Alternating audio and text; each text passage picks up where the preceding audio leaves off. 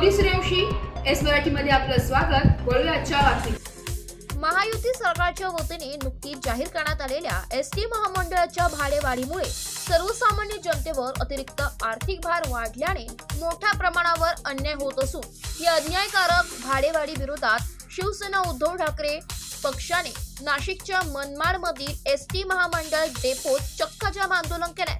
सरकारने भाडेवाढ करण्याचा निर्णय मागे घेतला नाही तर यापेक्षाही तीव्र आंदोलन करू असा इशारा ठाकरे गटाकडून देण्यात आलाय। डॉक्टर बाबासाहेब आंबेडकरांचा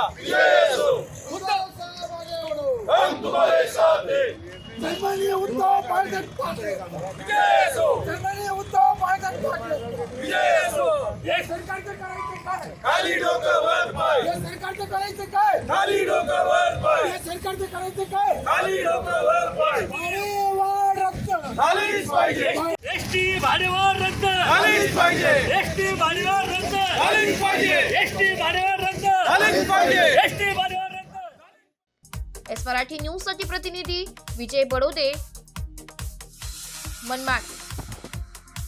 अशाच नवीन ताज्या घडामोडी जाणून घेण्यासाठी आमच्या एस मराठी न्यूज चॅनलला लाईक करा, शेअर करा, सबस्क्राईब करा आणि बेल आयकॉनला क्लिक करायला विसरू नका।